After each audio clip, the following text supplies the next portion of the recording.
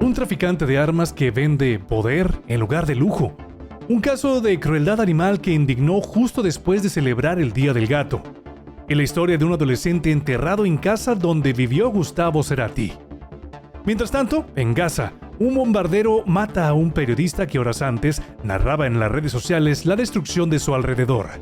En Turquía, un sismo de 6.1 grados sacude la memoria de una tragedia reciente.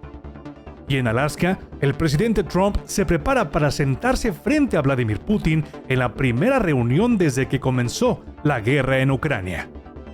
En el deporte, el triunfo del América ante Querétaro se ensombrece con violencia en las calles. Y en Barcelona, la fiesta del trofeo Joan Gamper no pudo celebrarse en casa, porque el regreso al Camp Nou sigue en pausa.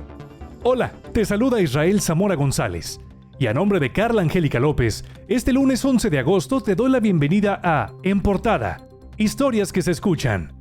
Un espacio dedicado a la noticia que impacta nuestra vida cotidiana. Recuerda que puedes seguirnos, activar las notificaciones para que no te pierdas ni un solo episodio, además de calificar y comentar sobre nuestro contenido. Tu opinión nos ayuda a mejorar y a llegar a más personas. ¡Comenzamos! Un juez federal vinculó a proceso a Jared Roberto N., presunto miembro de los Metros, brazo armado del Cártel del Golfo, por su probable participación en el asesinato de Ernesto Cuitláhuac Vázquez Reina, delegado de la Fiscalía General de la República en Tamaulipas. Su captura ocurrió en Reynosa, donde fue localizado en un centro de rehabilitación en posesión de armas largas, cargadores, cartucho y droga. De acuerdo con las investigaciones, el detenido ya contaba con una orden de aprehensión federal y habría sido identificado como uno de los ocupantes de un vehículo utilizado por los asesinos del fiscal. Información extraída desde su teléfono celular lo relaciona directamente con el crimen y con las actividades ilícitas como el robo de hidrocarburos. La fiscalía sostiene que el homicidio estaría vinculado a los golpes que el funcionario acertó contra las operaciones de Huachicol en la región. El ataque ocurrió el pasado 4 de agosto en Ciudad Reynosa. La camioneta en la que viajaba Vázquez Reina fue interceptada por un convoy armado sobre el Boulevard Hidalgo. El juez dictó prisión preventiva justificada para el imputado, quien permanecerá en el penal de máxima seguridad del Altiplano, en el Estado de México, mientras se desarrolla la investigación complementaria que tendrá un plazo de 4 meses. Historias que se escuchan. Hace apenas unos días, las redes sociales se llenaron de fotos y videos para celebrar el Día Internacional del Gato. Un homenaje a esos animales que, con carácter y compañía, se han ganado un lugar especial en nuestros hogares. Pero en Guanajuato, esta imagen se rompió abruptamente. En el municipio de Pénjamo, un grupo de estudiantes de criminología de la Universidad EDOCEM es acusado de atar explosivos a un felino y hacerlo estallar. Un acto que ha generado indignación en todo el país. Organizaciones defensoras de animales y activistas independientes no solo exigieron justicia, sino que recordaron que, por su formación, los presuntos responsables deberían ser plenamente conscientes de las consecuencias legales de sus actos. Horas después de la denuncia, autoridades estatales y municipales confirmaron la apertura de una carpeta de investigación y se comprometieron a identificar y sancionar a los culpables. El Código Penal de Guanajuato establece penas de hasta 6 años de prisión y fuertes multas para casos de crueldad injustificada que provoquen la muerte de un animal. Dominga, revista digital. En el mundo criminal hay una delgada línea entre tener dinero y tener poder.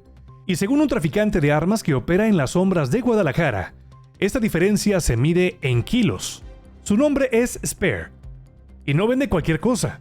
No son pistolas diamantadas para presumir en redes, sino piezas únicas, fabricadas para jefes que no necesitan ostentar. Revólveres con precisión de reloj suizo, rifles de francotirador modificados como piezas de colección y drones de guerra que parecen salidos de una película. En Dominga te contamos cómo es el catálogo exclusivo de un traficante freelance que trabaja para los cárteles más poderosos de México y el mundo, y por qué sus clientes prefieren un arma de meteorito antes de una bañada en oro. Lee el reportaje completo en milenio.com y descubre cómo se ve el poder cuando se pesa y no se cuenta. Periodismo con carácter. En Gaza, el periodista palestino Anas al-Sharif, uno de los rostros más reconocidos de Al Jazeera, murió en un bombardero israelí de precisión el domingo por la noche. El ejército afirma que no solo era un reportero, sino un terrorista vinculado a Hamas, aunque no se han presentado pruebas verificables. En el mismo ataque murieron otros 3 periodistas, lo que eleva a 237 la cifra de informadores fallecidos en Gaza desde el inicio de la guerra, según el gobierno local. La cadena qatarí, uno de los pocos medios con presencia directa en el enclave, acusa a Israel de silenciar voces incómodas. Historias que se escuchan. El hallazgo de restos humanos en una casa donde vivió Gustavo Cerati encendió las teorías conspirativas y los memes, pero la realidad es más oscura y dolorosa. Esos huesos pertenecen a un adolescente desaparecido en 1984, que jamás tuvo justicia. Cerati fue líder de la mítica banda argentina Soda Stereo, y uno de los músicos más influyentes del rock en español, con una carrera que marcó a toda una generación. Vivió brevemente en esta vivienda del barrio Coglán, en Buenos Aires, a principios de los años 2000. El pasado 20 de mayo, albañiles que excavaban para construir un muro encontraron 150 fragmentos óseos en la calle Congreso. Los peritos confirmaron que eran humanos, y aunque la noticia rápidamente se centró en la figura del músico, la historia detrás apunta a un crimen olvidado. La víctima era Diego Fernández Lima, de 16 años, futbolista y amante de las motocicletas. El 26 de julio de 1984, se despidió de su madre para visitar a un amigo y nunca volvió. La policía no investigó, creyendo que se había fugado con su novia. El principal sospechoso es Norberto Christian Graf, entonces compañero de escuela y hoy un hombre de 58 años que sigue viviendo en la misma casa donde ocurrió el crimen. Según testigos, no eran amigos, pero compartían la afición por las motos. El delito prescribió y no habrá castigo legal, pero la familia inició ya una batalla para cambiar la ley de homicidios y evitar que casos como este queden impunes. Un sismo de magnitud 6.1 sacudió el domingo la provincia de Balıkesir, en el noroeste de Turquía, derrumbando al menos una docena de edificios y dejando a 2 personas atrapadas bajo los escombros. El epicentro fue la ciudad de Sindirgi, y los temblores se sintieron hasta en Estambul, a 200 kilómetros de distancia.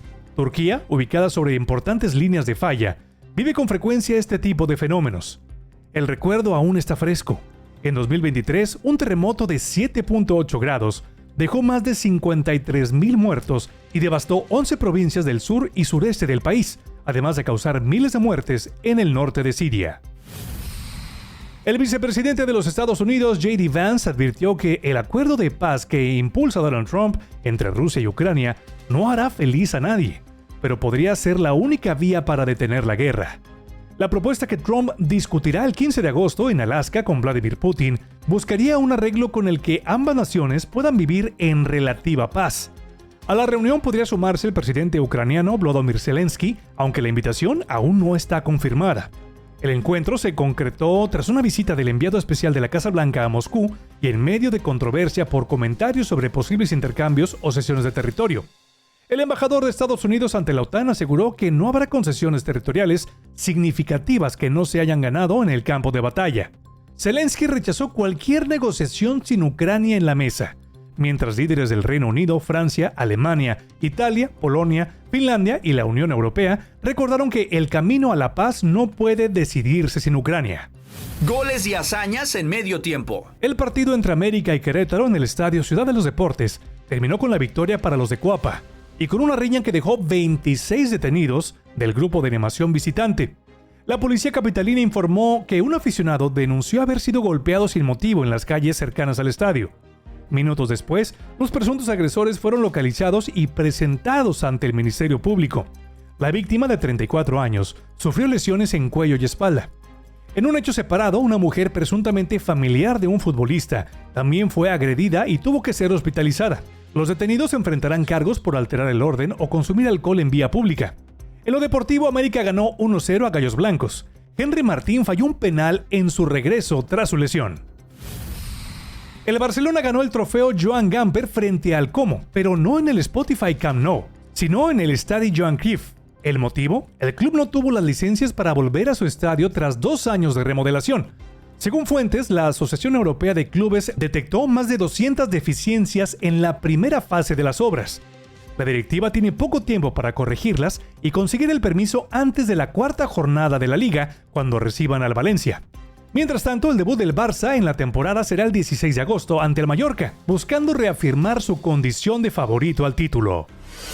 Le invitamos a visitar nuestras distintas plataformas para mantenerse al tanto de lo que acontece minuto a minuto. Milenio Diario, milenio.com, Telediario, Telediario Radio y telediario.mx. Multimedios Podcast, un espacio que te conecta con las noticias más relevantes del día. Suscríbete y coméntanos.